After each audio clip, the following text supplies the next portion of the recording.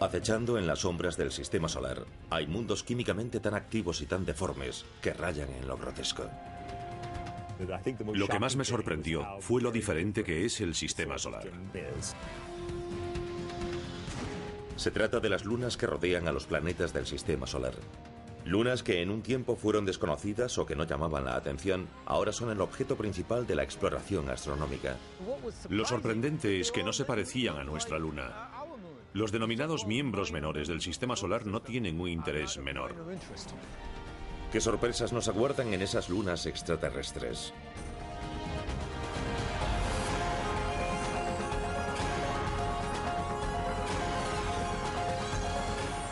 El universo.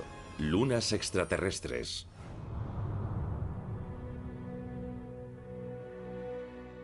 Nuestro sistema solar siempre ha sido un filón para los escritores de ciencia ficción.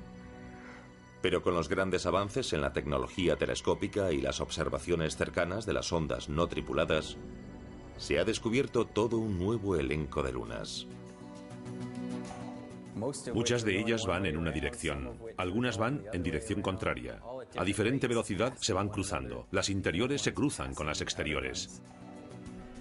Durante casi medio siglo se creyó que el sistema solar solo albergaba 32 lunas.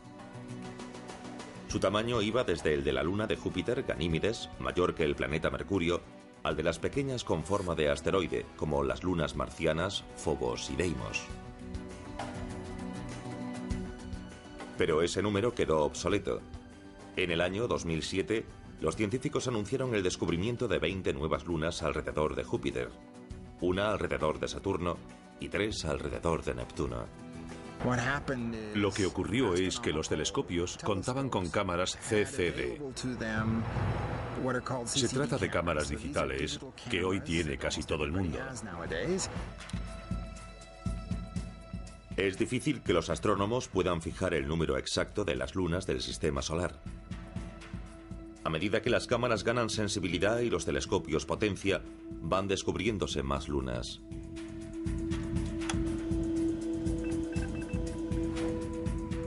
Las lunas se dividen en dos grupos. Las que, como nuestra luna, describen órbitas casi circulares sobre el ecuador de su planeta, se denominan lunas regulares. Mientras que nuestra luna se formó tras un impacto, todas las demás lunas regulares se fusionaron a partir de la masa gaseosa que rodeaba sus planetas anfitriones, un proceso denominado acreción. El ejemplo típico de lunas regulares serían las galileanas de Júpiter: Io, Europa, Ganímedes y Calisto. El mismo material que formará Júpiter también, pero más expandido. Pues bien, ese material se acumuló y formó las lunas. Las lunas que describen órbitas alargadas muy inclinadas respecto al ecuador de sus planetas se denominan lunas irregulares. La mayoría de ellas se mueven en órbitas retrógradas, en sentido contrario a la rotación de su planeta. Febe, la nueva luna descubierta alrededor de Saturno, es un ejemplo perfecto. Inició su vida celeste como viajera independiente alrededor del Sol, antes de que la capturase la mayor masa de Saturno.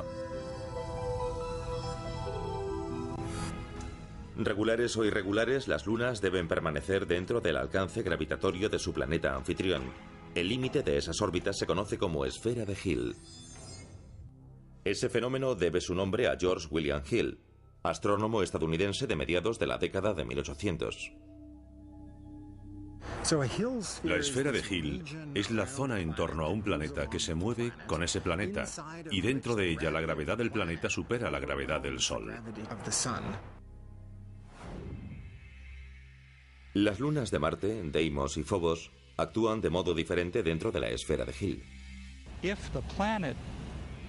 Si el planeta rota más rápido que la órbita de la Luna, como Deimos, las fuerzas de la marea entre ambas lo que harán será alejar cada vez más a Deimos. Phobos, por otra parte, orbita más rápido que la rotación de Marte. Estas pequeñas lunas las descubrió el astrónomo estadounidense Aspet Hall en 1877. Bautizó a Phobos en honor del dios griego del miedo y a Deimos por el dios del terror. Tom Duxbury participó en la misión Mariner 9, que fotografió por primera vez las dos lunas con forma de patata en noviembre de 1971. A altas horas de la noche de un día frío, lluvioso, oscuro y horrible, observé las imágenes, giré la foto de lado y me pareció como una calavera. Tenía un aspecto inquietante.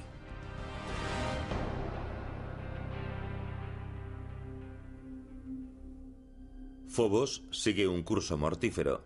Orbita a solo 5.950 kilómetros de la superficie de Marte, más cerca de su planeta anfitrión que cualquier luna de nuestro sistema solar. Si nuestra luna estuviese tan cerca de la Tierra como Phobos de Marte, se vería 20 veces mayor. Su período orbital sería de horas, no de días como ahora, sino de horas, y en luna llena cubriría todo el cielo.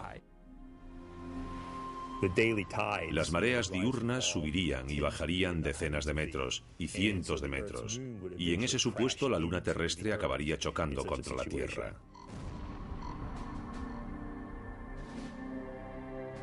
El castigo de Phobos se debe a un proceso llamado aceleración secular. Como Phobos se eleva más deprisa que la rotación de Marte, surge un bulto de marea en la superficie de Marte.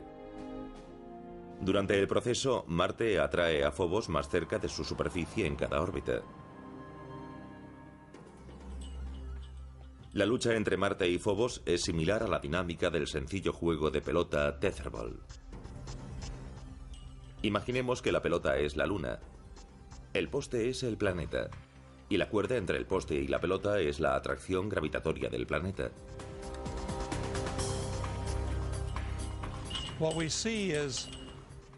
Lo que vemos es que la gravedad tiraría de la Luna de tal modo que se acelera, va cada vez más rápido y se va acercando hasta que acaba chocando con el poste. Eso es justo lo que le está pasando a Phobos. Orbita alrededor de Marte más rápido que la rotación de Marte. La atracción del planeta va acercando cada vez más a Phobos y acelerando más su órbita. En unos 50 millones de años suponemos que Phobos estará tan cerca que chocará contra Marte y desaparecerá como luna de ese planeta. Por otra parte, Deimos, la luna más alejada, va más despacio que la rotación de Marte, así que es como desenvolver la cuerda en sentido contrario. Lo que vemos es que Deimos se aleja cada vez más de Marte. Con el tiempo, Deimos se verá arrancada de la órbita de Marte por la gravedad del Sol, así que Marte acabará quedándose sin lunas.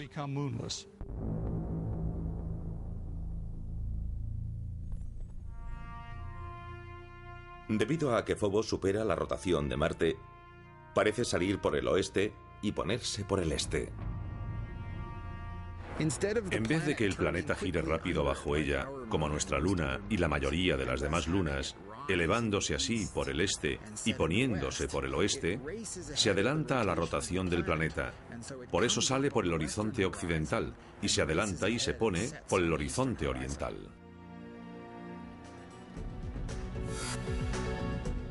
Pasarán otros 50 millones de años antes de que Phobos desaparezca por completo.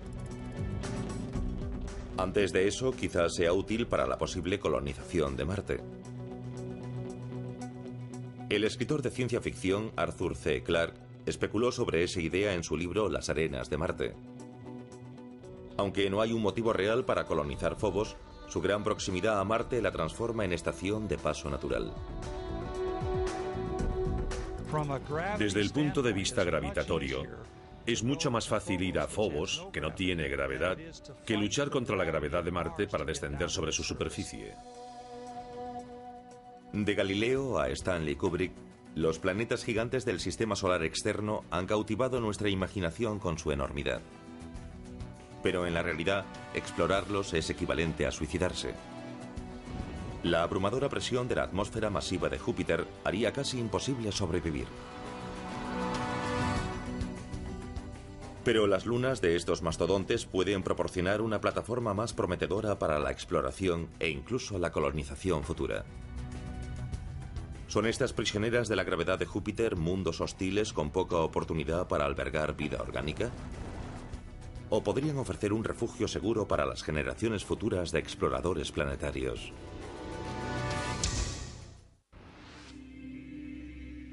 Hasta hace poco no se sabía mucho sobre las lunas de los gigantes de hielo y gas. La mayoría estaban ocultas por el brillo de sus planetas anfitriones. Hoy, los telescopios modernos y las ondas espaciales no tripuladas han revelado un espacio poblado por un montón de lunas, algunas con forma planetaria esférica y otras deformes, de apenas 48 kilómetros de diámetro. Júpiter, el planeta mayor del sistema solar, es un imán para las lunas. Hace casi 4.500 millones de años empezó siendo una enorme nube de gas que sufrió un colapso directo. Este proceso, denominado acreción, formó el inicio del sistema joviano. Mientras que todo el gas y el material que giraba pasó a formar el propio Júpiter, un porcentaje muy pequeño se acumuló en pequeños remolinos dentro de la órbita de Júpiter. Esas mini acreciones se solidificaron y formaron las lunas regulares de Júpiter: Io, Europa, Ganímedes y Calisto. Cuando Júpiter se formó, su enorme gravedad empezó a añadir a su colección pequeños fragmentos restantes del nacimiento del sistema solar primigenio. Los planetas gigantes se formaron pronto, en un ambiente rico en gas, cuando había montones de pequeños desechos en el sistema solar que no había captado ninguna órbita. El número de las lunas de Júpiter va de 60 a más de 200, dependiendo de quién las cuente. Lo que está claro es que si pudiésemos asomarnos al borde de la atmósfera gaseosa de Júpiter y mirar hacia el cielo, veríamos un magnífico baile de objetos lunares. Sería estupendo poder ver las lunas. Cada cierto tiempo verías pasar a Io. A cada segundo pase de Io verías a Europa al mismo tiempo. Y a la cuarta vez del paso de Io verías a Ganímedes. Un miembro de este elenco joviano está tan maltratado por la enorme masa de Júpiter que está literalmente estallando desde su interior.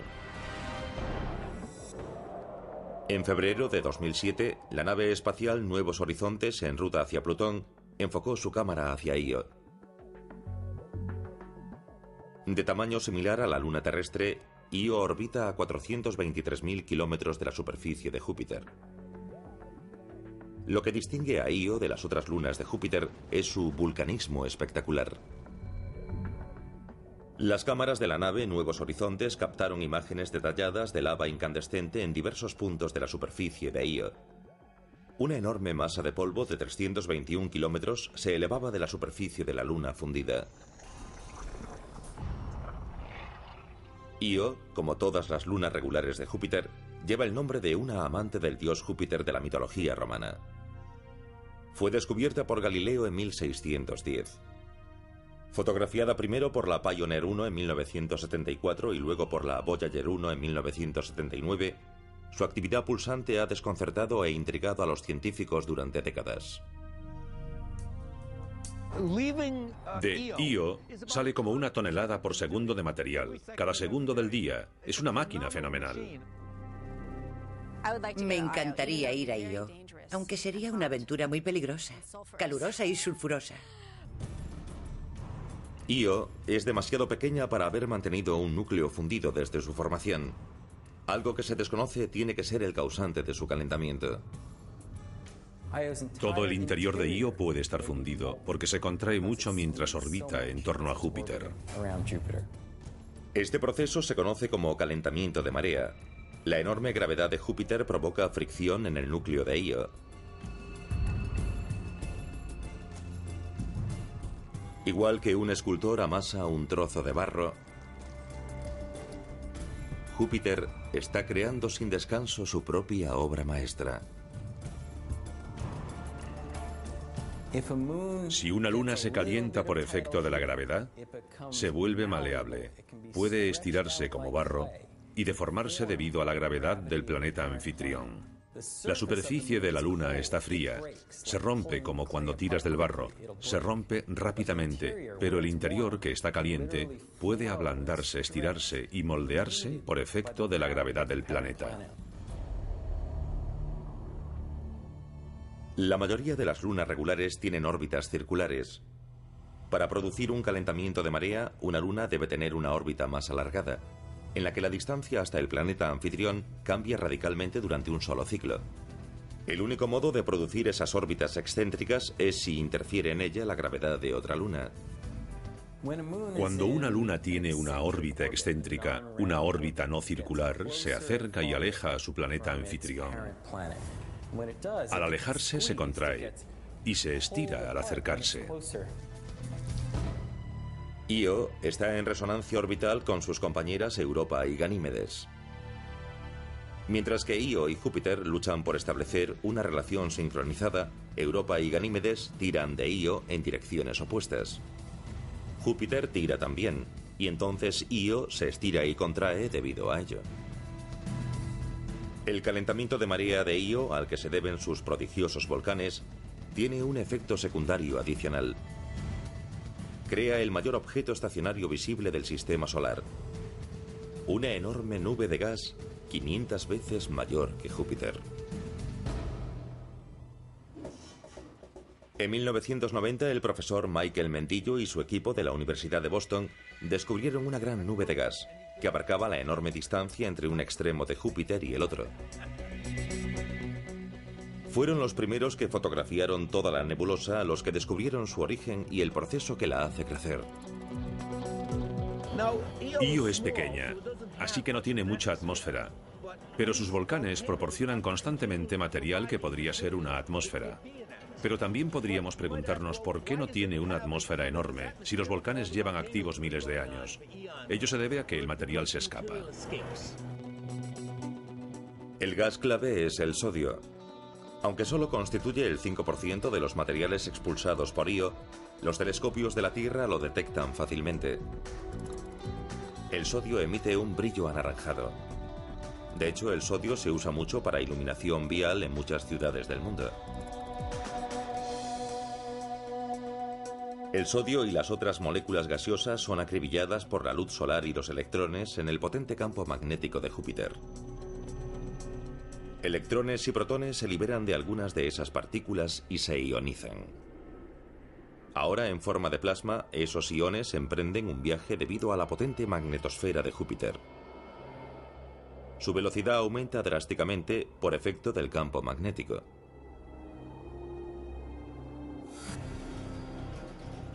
Es como si estuviesen montados en un tío vivo cósmico. Las líneas del campo magnético son esas barras, y de vez en cuando un átomo de sodio resulta captado junto con un electrón. Ahora estoy en el toro del plasma de Júpiter, junto con los otros iones y electrones que han sido captados previamente. Los iones y los electrones se recombinan. Los átomos neutros no se ven atrapados por el campo magnético y se desprenden a mucha mayor velocidad. Eso basta para que escapen de Júpiter, y así forman la mayor nube de gas visible y permanente del sistema solar. Si pudiésemos ver la nebulosa a simple vista, tendría el tamaño de 12 lunas en el cielo nocturno. Es tan enorme que para verla, Mendillo y su equipo crearon un telescopio especial. Para ver un objeto grande lo que necesitas es una lente pequeña, al igual que unos prismáticos te dan un amplio campo de visión. Incluso en 1991 el telescopio podía parecer rudimentario, pero tenía una cámara ultramoderna y por entonces revolucionaria. Una cámara digital. Puedes hacer lo que quieras con una foto codificada en números. Mendillo y su equipo sabían que en la nebulosa había sodio. Ese elemento también existe en la atmósfera de la Tierra. Lograron comparar fotos digitales de la atmósfera de Júpiter y de la Tierra y obtener una imagen de la nebulosa. Resultaría muy difícil hacerlo teniendo solo 2 fotos en papel, pero ahora que tenemos cámaras digitales ha cambiado el modo de procesar las imágenes. Aunque Io sería un destino científico y estético fascinante, su entorno hostil posiblemente descarte el viaje. Sería difícil incluso posar una sonda no tripulada entre las fisuras activas de Io. Pero hay otra luna en torno a Júpiter que quizás no solo permita su exploración, sino que tal vez posea formas de vida propia. Europa es uno de los objetos más fascinantes y enigmáticos de nuestro sistema solar. No se parece a ningún lugar del sistema solar y desde luego tampoco se parece a la Tierra. La superficie presenta grietas, hay zonas con formas, hay otras caóticas y parece que hay icebergs en algunos sectores. Sabemos que Europa es una luna extraterrestre. ¿Podría albergar también formas de vida extraterrestres? Europa orbita a 643.000 kilómetros de la superficie de Júpiter, más o menos el doble de distancia que Io. E igual que su prima volcánica, también se ve moldeada por mareas gravitatorias. Júpiter ejerce el mayor efecto. Su masa, como un enamorado insistente, tira de la reacia luna hacia su superficie. Europa se resiste con su propia gravedad y forman una especie de simbiosis a cientos de miles de kilómetros del gigante gaseoso. Pero no es solo Júpiter quien tira de Europa. La pequeña Io y su prima mayor Ganímedes tiran de Europa en direcciones distintas. Es la misma resonancia orbital que produce un efecto tan espectacular en Io. Con todo, el resultado es bien diferente en Europa. La superficie de Europa está fría, a 288 grados centígrados bajo cero en algunas zonas. Sin embargo, hay calor. Y lo que se eleva hasta la superficie de Europa es también lo que hace tan atractiva esta luna. El agua. Esta agua, en realidad una especie de hielo glacial, asciende desde un océano subterráneo y se desparrama por la superficie de Europa, repavimentándola como haría una máquina en una pista de hielo. Se cree que el océano de Europa está cerca, a solo 15 o 25 kilómetros de la superficie. El agua fue el origen de la vida en la Tierra. ¿Podría ocurrir lo mismo en Europa o en otras lunas? Los océanos de los satélites helados podrían ser el hábitat más común que existe en el universo. La Tierra puede ser un caso raro, pero los satélites helados son probablemente abundantes. En febrero de 2007, la nave Nuevos Horizontes, en ruta hacia Plutón y los rincones más distantes del sistema solar, logró pasar bastante cerca de Europa y enviar imágenes sorprendentes. Visibles solo cuando el Sol sale o se pone detrás de Europa, hay formaciones geológicas enormes que se han apodado como círculos de las cosechas. Son muy grandes. Si intentásemos recorrer uno de los círculos, habría que entrar suavemente y descender hasta un punto a varios cientos de metros bajo la superficie, y luego elevarse para después salir. El parecido de los círculos de Europa con las misteriosas figuras aparecidas en los campos terrestres termina cuando se tiene en cuenta su tamaño. Cada uno mide de 3.000 a 4.500 kilómetros de diámetro. Son muy poco profundos y uniformes para ser cráteres de impactos. Los asteroides y cometas tienen diversos tamaños y formas. Los círculos de Europa son muy similares geológicamente. Aunque no se ha demostrado nada, parece que la gran masa de Júpiter quizás vuelva a ser la causante.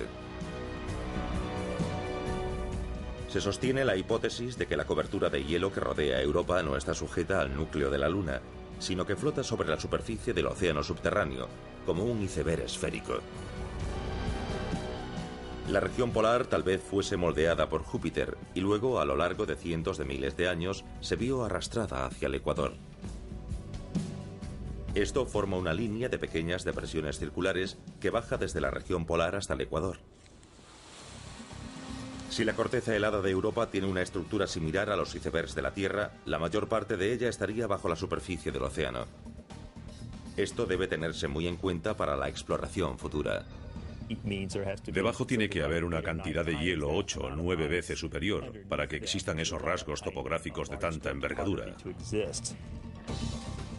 La teoría del iceberg entierra la creencia de que el océano subterráneo de Europa solo está cubierto por una fina corteza. La topografía por radar y la inspección ultravioleta resultarán aún más importantes antes de enviar naves hasta la superficie de Europa. Los exploradores futuros tendrán que buscar puntos calientes y lugares donde ese océano misterioso haya aflorado a la superficie, y desde allí buscar un modo de llegar a él.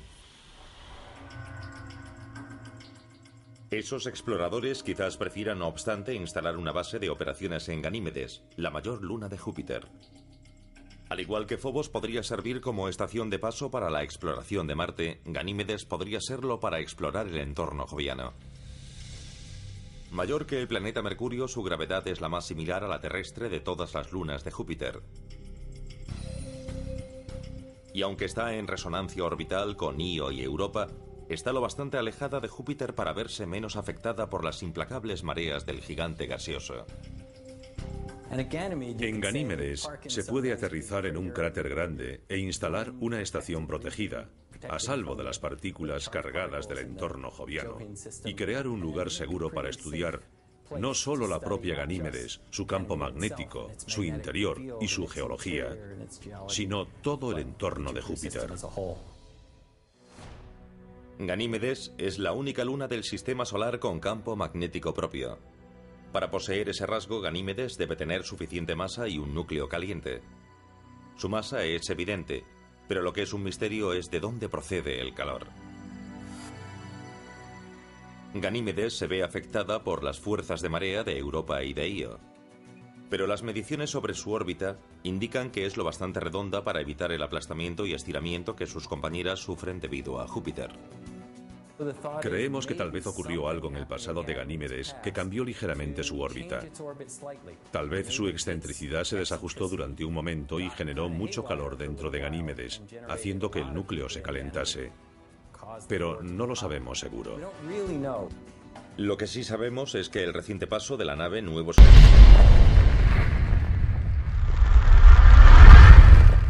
Horizontes por el entorno joviano nos proporcionó una imagen fascinante de las maravillas que nos aguardan en las lunas de Júpiter. Los científicos esperan que llegue el día en que una nave se pose sobre una de esas lunas y empiece a descubrir los secretos de esos mundos misteriosos. Otra luna helada orbita alrededor del gigante Saturno. Es demasiado pequeña para mantener su propia atmósfera, pero eso no le impide socavar la atmósfera de su planeta anfitrión.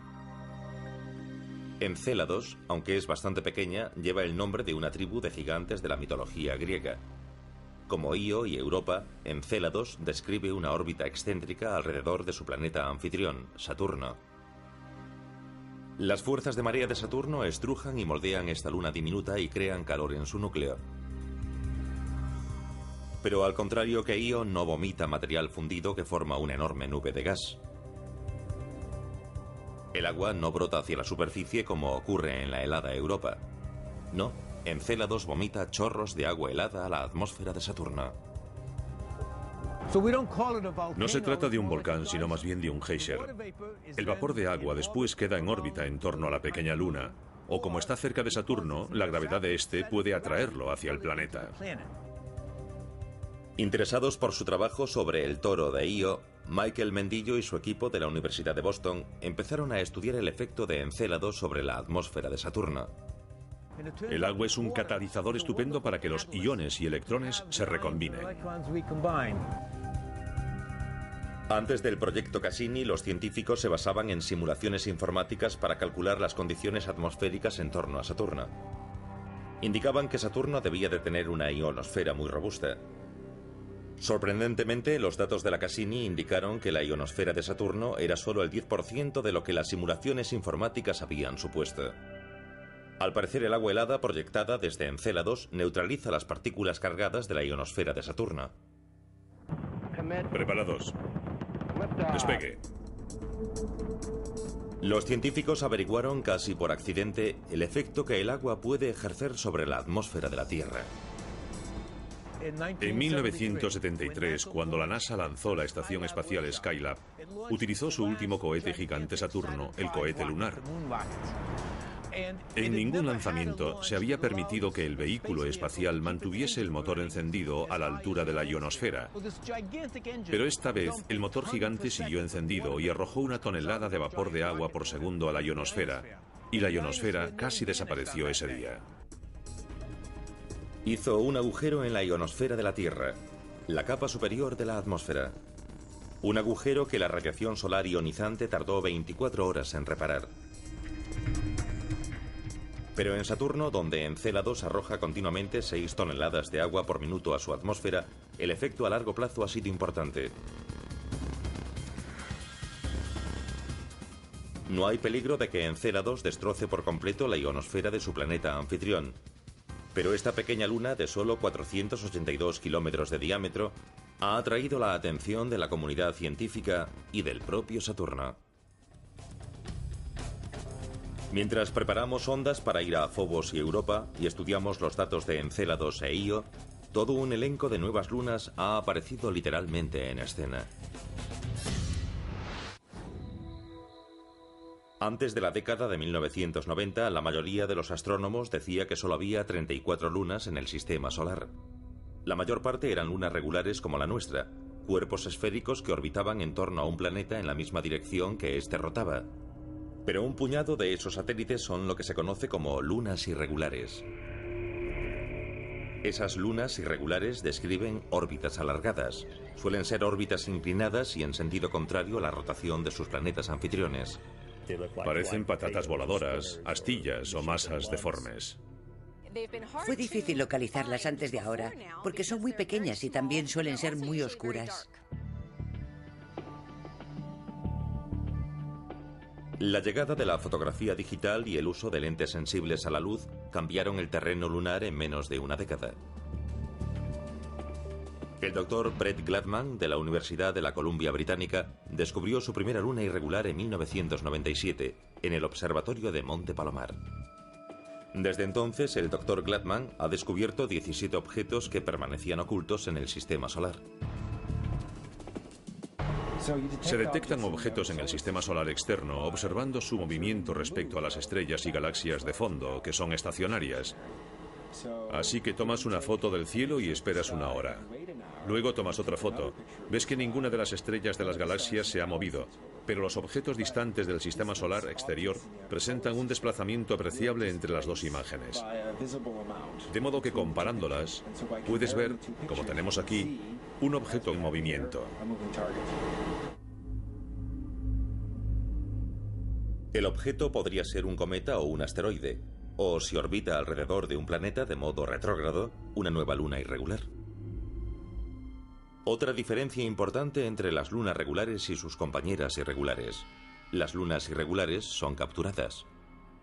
Es decir, que se formaron de modo independiente de su planeta anfitrión, y con probabilidad fueron parte de los desechos que en un principio formaron nuestro sistema solar. Febe, la mayor luna irregular en torno a Saturno, es un ejemplo típico.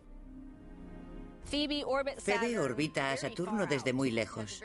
Tiene una órbita muy elíptica e inclinada. Orbita en sentido retrógrado. Las imágenes de la Voyager indican que esto podría ser un asteroide, así que se pensó que quizás sería un asteroide capturado.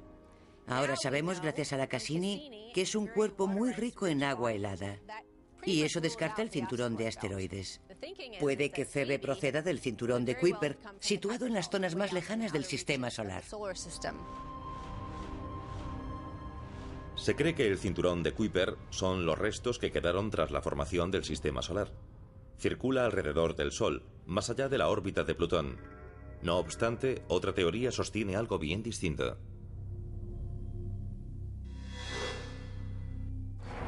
Es mucho más probable que Febe se formase en una órbita independiente alrededor del Sol y que luego quedase capturada en una órbita alrededor de Saturno, mientras que la mayoría de los demás objetos que se formaron cerca de Saturno fueron o bien formados por Saturno o expulsados del sistema solar.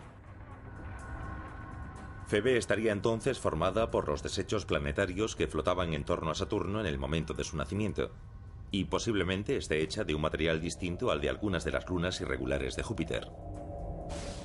Si es así, los astrogeólogos quizás puedan distinguir y comparar los ingredientes que formaron esos dos gigantes gaseosos. Hoy día hay tres teorías predominantes sobre cómo perdieron la independencia Febe y las otras lunas irregulares. Dos dicen que las irregulares resultaron capturadas cuando el sistema solar aún se estaba formando y los planetas aún eran una masa de gas y desechos en formación. La teoría de la fricción de gases es la más sencilla. Había gases densos girando en torno al planeta en formación cuando un cometa, un asteroide o fragmentos de ambos atravesaron la mezcla gaseosa. Sabemos que los planetas gigantes crearon su conjunto de satélites en un gran disco de acreción en torno a cada uno de los planetas, como una especie de mini sistema solar alrededor de cada planeta. Y el gas y el polvo que había en ese disco también pudieron servir en las zonas alejadas como fuente de fricción, y así los planetesimales de paso formados independientemente se ven frenados levemente y capturados en la órbita. La segunda teoría es en realidad una variación de la primera. A veces se denomina como teoría del tirón. Según ella, en vez de que un objeto resultase capturado al pasar por los gases de acreción, se vería inesperadamente arrastrado hacia la órbita del planeta en formación por su tirón gravitatorio creciente. La teoría de la captura por la fricción de gases y el tirón encajan bien con Júpiter y Saturno, porque su mezcla de ingredientes era lo bastante grande como para frenar a esos objetos de paso. Pero, ¿y los gigantes helados Neptuno y Urano? Debido al frío extremo se formaron mucho más despacio, y resulta difícil creer que su material de acreción helado contuviese suficiente masa para captar un fragmento del sistema solar que pasaba. Con todo, los dos gigantes helados tienen lunas irregulares propias. Y así surge una tercera teoría, la de la interacción de tres cuerpos. Descubrimos que muchos de los objetos son en realidad más de un objeto. Suelen ser dos objetos, y a menudo se debe a que ambos son más o menos del mismo tamaño en una relación binaria. En vez de ser un gran objeto con otro pequeño que orbite a su alrededor, son dos objetos de más o menos el mismo tamaño que siguen una órbita común entre ambos, llamada baricentro. Un par binario se da cuando dos objetos del mismo tamaño están bien unidos al baricentro para impedir que un tercer objeto mayor los separe. Pero cuando un elemento del par binario es mucho mayor que el otro, el tercer objeto, más grande, tiene más posibilidades de separarlos. El más pequeño tendrá una órbita mucho mayor que se aleja más.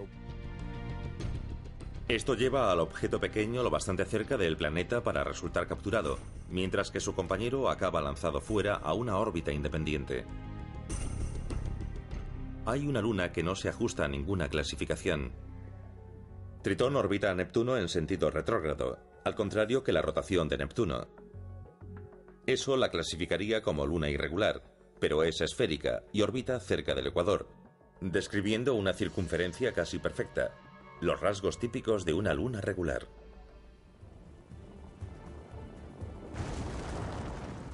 También expulsa misteriosos chorros de agua helada, con ciertos signos de que en un tiempo fue o posiblemente aún sea volcánicamente activa.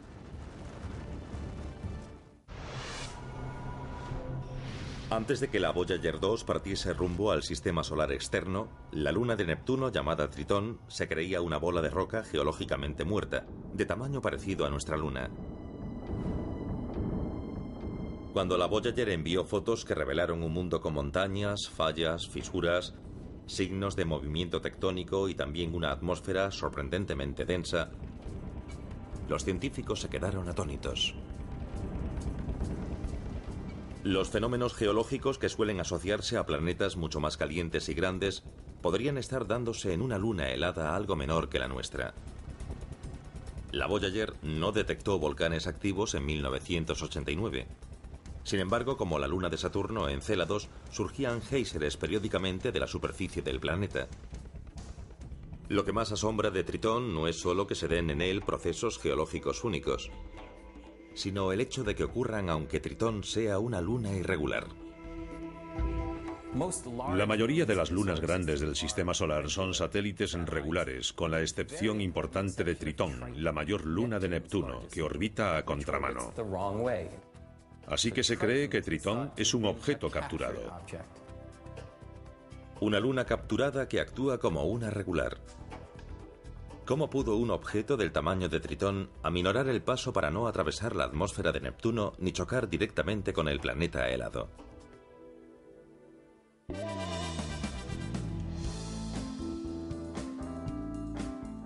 No hay apuestas seguras, pero algunas teorías son más plausibles. Al igual que los que juegan a la ruleta, Tritón y Neptuno apostaron y confiaron en la suerte. Por favor, hagan sus apuestas. En la ruleta hay varios modos de apostar. Cada uno tiene diferentes riesgos. Y como la mayoría de los juegos de azar, cuanto mayor es el riesgo, mayor es la recompensa. 20 negro, 22 gana. Hay al menos 3 modos de que Tritón resultase capturado por Neptuno.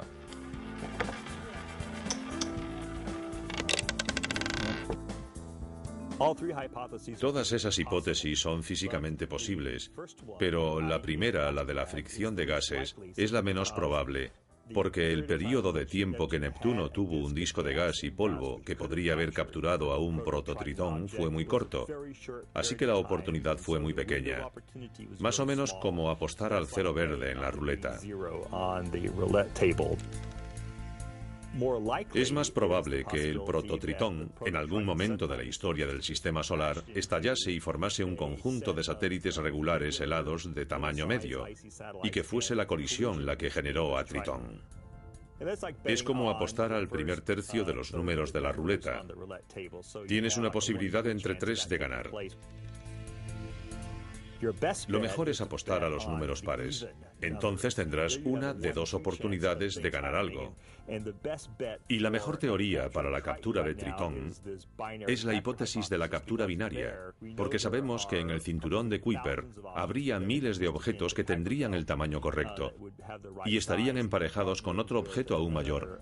Y Neptuno pudo capturar a uno de ellos. Nadie sabe seguro qué ocurrió en los primeros días de nuestro sistema solar cuando Neptuno capturó a Tritón. No obstante, cuando Tritón empezó a orbitar en torno a Saturno de modo irregular, empezó a arrasar todo lo que encontraba a su paso. Neptuno no tiene un sistema de satélites muy regular. Se cree que la captura de Tritón interrumpió lo que de otro modo habría sido un sistema muy regular, como tienen los otros planetas. Es como si Tritón estuviese enfadado por perder la libertad y se vengase con las otras desventuradas lunas de Neptuno. Pero ¿de dónde salió esta luna tan obstinada? Los datos de la Voyager 2 muestran que la densidad de Tritón casi iguala a la de Plutón. Esto indica una similitud que ninguna otra luna regular posee. Se sospecha que tanto Plutón como Tritón son objetos que se originaron en el cinturón de Kuiper. El sistema solar externo constaba de grandes objetos que iban en todas direcciones, y algunos de ellos formaron los planetas gigantes, mientras que otros se vieron proyectados más lejos, donde están hoy, en el cinturón de Kuiper. Las colisiones y acreciones e incluso las capturas han reducido lo que en un tiempo fue una gran vía de materiales de construcción planetaria.